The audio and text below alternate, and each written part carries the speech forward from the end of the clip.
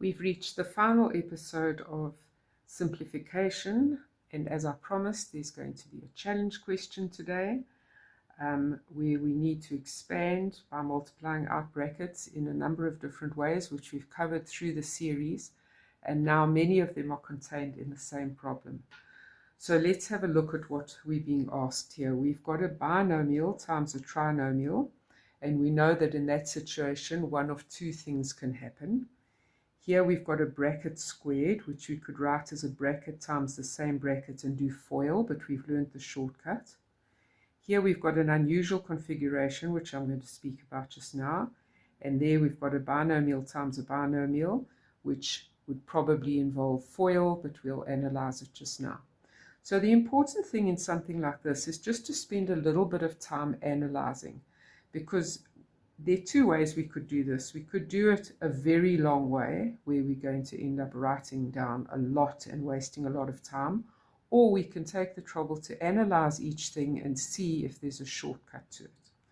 So let's look at the binomial times the trinomial, and remember, with some of them you have to multiply out all 6 combinations and then add up like terms. And then there's another type where you end up just multiplying out the first and the last, and the answer will come out to be a sum or a difference of 2 cubes. So we can anticipate ahead of time which it's going to be. So let's do that. Does 3x all squared give me that? Yes, it does. Does 4 squared give me that? Yes, it does. Is the sign opposite to the sign in the binomial? Yes, it is. And does 3x times 4 give me 12x? Yes, it does. And if that check works out, then you know that you only have to multiply out the firsts and the lasts. So 3x times 9x squared is going to give me 27x cubed. And my last term in each bracket is going to be 4 times 16, which is going to be 64. And so I have the sum of 2 perfect cubes from all of that. And just in taking the time to analyze it first, I've ended up with very little work to do. So here I'm not going to write a bracket times a bracket because we've learned the shortcut, and you really must just take the trouble to internalize the shortcut and to save time. Because there's a minus sign outside this bracket, I'm going to find the answer to the bracket first, and then I'm going to multiply out by the negative. You can do it all in one step, and some people are always successful and don't make silly mistakes. But here I'm just going to show you with taking a little bit of care so as to alleviate any sign errors. So how do we multiply a bracket squared? We square the first term, which is going to give me 25x squared. We use the sign that is there. Then we say the first term times the last term, so 5x times 1 is 5x, and then we double it, which gives us 10x. And then remember, this sign will always be positive because you're squaring that term, so even if it's negative, negative times negative is positive, and 1 times 1 is 1. So there's the answer to the bracket squared. Now here I've got negative times a bracket times 5. So remember, a negative, if there's nothing next to it, sort of means negative 1. And they've put the 5 on the other side just to confuse you.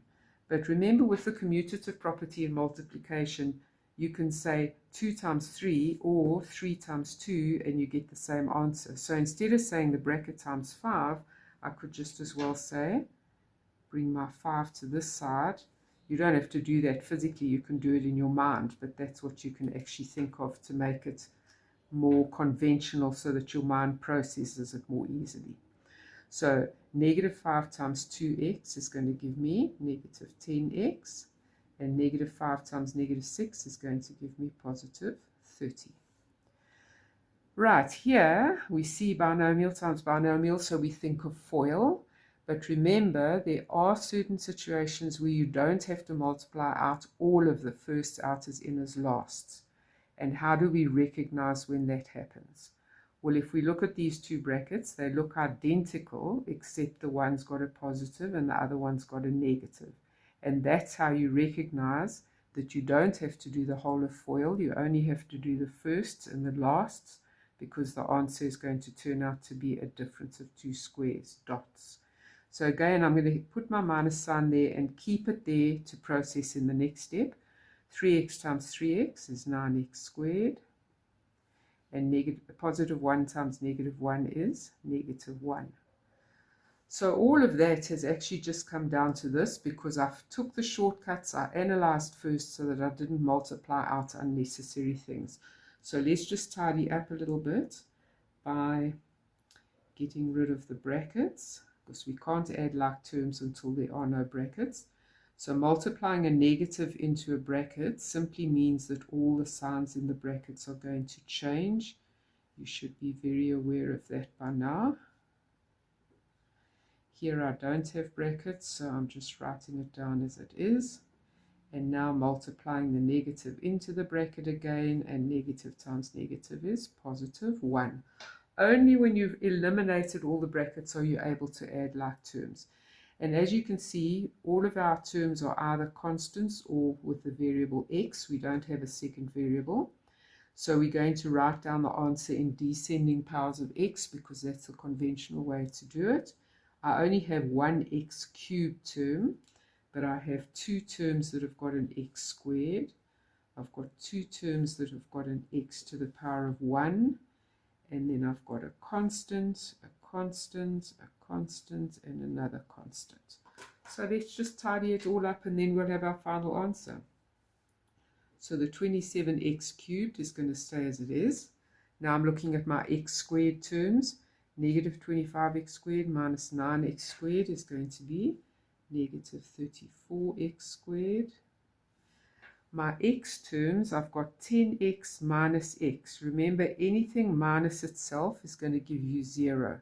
So my x term is going to disappear completely.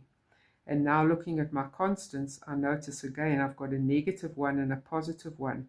Inverse operations, as soon as you've got inverse operations of the same value, it's disappearing, it's becoming 0.